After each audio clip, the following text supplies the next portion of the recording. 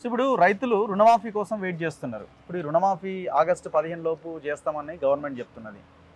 ఇది ఎంతవరకు అవకాశాలు ఉన్నాయి? మళ్ళీ దీంట్లో నిబంధనల విషయంలో కూడా రకరకాల చర్చలు జరుగుతున్నాయి. ఇప్పుడు అందరికి ఇస్తారా, అందరికి ఇస్తే ఎట్లా, ఉచితాలు అనేవి పేదోడికి అందాలి, రకరకాల డిస్కషన్స్ ఉన్నాయి.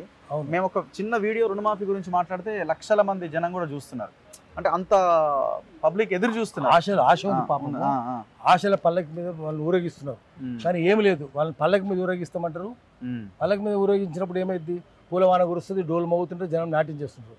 పల్లకి మీద ఊరేగించకుండా ముందు కూడా పూలవాన పరిస్థితి చేస్తారు, పూలవాన కురుస్తుంటే జనం నృత్యం చేస్తుంటారు. కానీ పాడే మీద ఊరేగిస్తారు. చెప్పేది వాగ్దానం ఏమో పల్లకి, కానీ ఊరేగించేదేమో పాడే. ఓకే. అందుకని జనం అందరూ తెలిసి ఎవరు నమ్ముతలేరు. ఇక్కడ చేస్తారు వీళ్ళు. దానికి ఎన్ని రకాల కండిషన్స్ ఉన్నాయి. బ్యాంకు కండిషన్స్ ఉన్నాయి, ఆర్బీఐ కండిషన్స్ ఉన్నాయి, కోర్టులు పెట్టిన కండిషన్స్ ఉన్నాయి. ఊరికి అట్లా చేస్తానంటే అయిపోదు కదా ఒకటి. కానీ బాగా కోటీశ్వరులు వేల కోట్లు ఎగ్గొడితే, లక్షల కోట్లు ఎగ్గొడితే ఏ చట్టం అడ్డం రాదు, ఏ కులం అడ్డం, ఏది అడ్డం రాదు. వాళ్ళందరికీ మాఫ్ అయిపోతాయి. సంపన్నుడికి మాఫ్ అయిపోతాయి. పేదోడికి మాత్రం అన్ని రకాల చట్టాలు అడ్డం వస్తాయి, నిబంధనలు అడ్డం వస్తాయి, ఆర్బీఐ అడ్డం వస్తుంది, అన్ని అడ్డం వస్తాయి.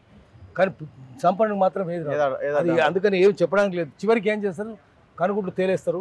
ఏం చేయాలండి? చేతులు ఎత్తేసి. సరే, ఇవ్వాల్సిన సిట్యుయేషన్ వస్తే కండిషన్స్ పెట్టాల్సిన అవసరం ఉందంటారా? ఇవ్వాల్సిన అవసరం లేదు. అన్ని కండిషన్స్ పక్కన పెట్టి చేయాలి. అందరికీ ఎట్లా ఇస్తారు? ఇప్పుడు బాగా ధనవంతులకు ఎట్లా? అదే వాళ్ళకి ఇస్తారు కదా, అన్ని కండిషన్లు పక్కన పెడుతున్నారు. కండిషన్లు ఎందుకంటే వాడు ఎయిర్ కండిషన్ పెడతారు. ఎయిర్ కండిషన్ పెట్టిన దగ్గర కూర్చొని మందు కొట్టుకుంటా అన్ని మాఫ్ చేస్తారు. ఇప్పుడు పేదోడు కదా, వీని దగ్గర ఏం కండిషన్, ఏసీ కండిషన్ లేదు, ఫ్యానే లేదు, కరెంటే లేదు, మరి పేదోనికి ఎందుకు మాఫ్ చేస్తారు? ఇప్పుడు రైతు బంధు ధనవంతులకు ఇచ్చారు, సినిమా స్టార్లకి, పొలిటికల్ లీడర్లకు ఇచ్చిందని పెద్ద చర్చ నడిచింది కదా. మరి ఇప్పుడు ఇది కూడా అందరికీ ఇవ్వాల్సిన అవసరం ఏముంది? అదే సంపన్నులకి. ఇప్పుడు కేసీఆర్ చూసినాము. కేసీఆర్ రైతు బంధు ఎవరికి ఇచ్చింది? బాగా డబ్బులకు ఇచ్చింది. పేదోళ్ళకి ఇచ్చిందా? ఇయ్యలేదు. నాకు ఉదాహరణకు నాకే 3 ఎకరాల భూమి ఉంది. 3 నాకు ఎప్పుడు రాలేదు, పైసలే రాలేదు. ఎందుకంటే ఏం రాలేదు అంతే. వాడిని అడిగితే లేదండి, అదండి, ఇదండి అన్నాడు. నాకు అవసరం లేదు కాబట్టి నేను పట్టించుకోలేదు. నాకెందుకు ఆ 3 ఎకరాలకు, దానికి ఎందుకు ఇవ్వాలని. 3 కూడా కాదు, 2.5 ఎకరాలే. వాడు ఏమి చేసిండు? నాతో పాటు ఇంకొన్న వాళ్ళకి కూడా రాలేదు ఆ ఊర్లే. కానీ సంపన్నులకు మాత్రం 60 ఎకరాలు, 100 ఎకరాలు, 200 ఎకరాలు ఉన్న వాళ్ళకి వచ్చినాయి. అందుకని డబ్బులు వాళ్ళు లంచాలు ఇస్తారు, తెచ్చుకుంటారు. పేదోళ్ళు లంచం ఇవ్వడు. నాకు అవసరం లేదు కాబట్టి నేను తీసుకోలేదు. నాకు ఉద్యోగం ఉంది, సంపాదన ఉంది, టీవీలో కనిపిస్తుంటే పైసలు వస్తాయి, నేను పట్టించుకోలేదు. నా సంగతి సరే, పేదోడి సంగతి ఎట్లా? అందుకని అందరూ వాళ్ళు వీళ్ళు అందరూ కలిసే ఉంటారు. ఏది నమ్మడానికి వీల్లేదు. ఇంకొకటి, ఇవాళ రాష్ట్రంలో చాలా ఇష్యూస్ జరుగుతున్నాయి. ఇక్కడ ఎవరో చెంచు మహిళని నాగర్ కర్నూల్లో అంతా ఆమె ఆగమాగం చేసి హాస్పిటల్ పాలైంది. ఇప్పుడు ఆమె అవి గొడవలే, లోకల్గా ఏదో డబ్బులకు సంబంధించిన వ్యవహారాలు. మొన్న రీసెంట్గా రంగారెడ్డి జిల్లాలో ఒకే రోజు దాదాపు ఒక 5 హత్యలు జరిగినట్టున్నాయి. ఇక్కడ మహబూబ్ నగర్లో ఒక దాయాదులు అంటే ఫ్యామిలీ వాళ్ళే కొట్టుకొని చంపుకున్నారు. ఒక ఆయన చనిపోయిండు. ఆ తర్వాత నిన్న గద్వాల్లో ఒకటి జరిగింది. అసలు ఏం జరుగుతున్నది అంటే ఈ రెవెన్యూకి సంబంధించిన, భూములకు సంబంధించిన గొడవలు పెద్ద ఎత్తున జరుగుతున్నాయి. నిన్న మేడ్చల్లో అయితే ఏకంగా బుర్కా ధరించి వెళ్ళి సీసీ ఫుటేజ్ బయటకు వచ్చింది. షాప్ ఓనర్ మీద దాడి చేసి కత్తులతో పొడిచిరు. ఓవరాల్గా ఇట్లాంటి క్రైమ్ ఇష్యూస్ ఎక్కువగా జరుగుతున్నాయి ఈ మధ్య కాలంలో. క్రైమ్, లా అండ్ ఆర్డర్ లేదు. అసలు హోమ్ మినిస్టర్ ఎవరు ఉండాలి కదా? హోమ్ మినిస్టర్ లేదు. ఏం చెప్పాలంటే హోమ్ మినిస్టర్ ఎవరు, ఎడ్యుకేషన్ మినిస్టర్ ఎవరు, అసలు చాలా శాఖలకు మంత్రులు, మున్సిపాలిటీకి లేదు, అన్ని కీలక శాఖలు మళ్ళీ అసలు లేవు. నువ్వు డెలిగేట్ ఆర్ స్టాగ్నేట్ అంటారు. నువ్వు కులుతావు. నువ్వు పంపకపోతే, డెలిగేట్స్ చేయకపోతే, ఇతరులకు అప్పచెప్పకపోతే కుళ్ళిపోతావు. నువ్వు అప్పచెప్పాలి కదా. డెలిగేట్ ఆర్ స్టాగ్నేట్ అనే సూత్రాన్ని చెప్పాలి. ఒక మనిషి చేతిలో ఎట్లుంటుంది? మొత్తం అధికారాలు నీ ఒక్క దగ్గర కేంద్రీకృతమైంటాయా అంటే అర్థం నువ్వు నియంతవా? అది ఏందది? నీ మంత్రి ఎవరో చెప్పు, అప్పుడు పోయి అడుగుతాం మేము.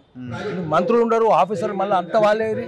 అప్పుడు అదే జయేష్ రంజన్ అయ్యిండు, అదే నవీన్ మిట్టల్ అయ్యిండు, అదే మహేందర్ రెడ్డి అయ్యిండు. అదే ఒక్కరు కాదు కదా, అదే స్మితా సబర్వాల్ అయింది. ఒక్కరు కాదు, అందరూ ఆ దొంగలే ఉన్నారు. ఆఫీసర్లు వాళ్ళే ఉన్నారు, ఎమ్మెల్యేలు వాళ్ళే ఉన్నారు.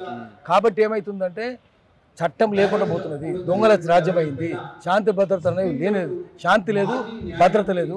అందుకని చట్టం ఉండాలంటే చట్టపరంగా బాధ్యత ఉండాలి. చట్టం ముందు మంత్రులు కూడా, ఎమ్మెల్యేలు కూడా చేతులు కట్టుకొని నిల్చోవాలి. ఆ పరిస్థితి లేదు కదా. చట్టం ముందు అందరు సమానం కదా.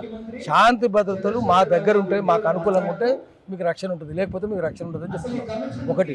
రెండోది, చెంచులకు ఎందుకు చేసినారంటే అమ్మాయిని చెంచులందరూ తరిమేస్తున్నారు. పోడు పేరుతోటి ఇప్పటికే 8 గ్రామాలు ఖాళీ చేయించారు. అక్కడ 5th షెడ్యూల్ ఉంది. అక్కడ 5th షెడ్యూల్ ఏరియాలో రాష్ట్ర ప్రభుత్వానికి అధికార పరిధి లేదు.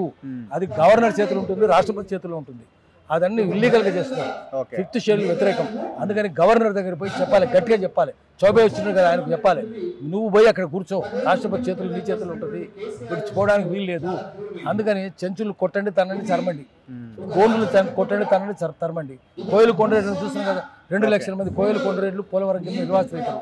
ఏమైనా పట్టించుకుంటాయా? ఆంధ్రప్రదేశ్ ప్రభుత్వం పట్టించుకుంటలేదు, తెలంగాణ ప్రభుత్వం పట్టించుకోలేదు, కేంద్ర ప్రభుత్వం కూడా పట్టించుకుంటలేదు. దొంగల రాజ్యంలో పేదలకు న్యాయం జరగదు, ఆదివాసులకు న్యాయం జరగదు. అందుకనే ఆమెను అట్లా కోసపుచ్చుకుంటున్నారు. అందుకని వాళ్ళకు సంఘీభావంగా పౌర సమాజం పోయి నిల్చోవాలి, లేకపోతే ఇంతే జరుగుతుంది, తరిమేస్తారు అందరూ.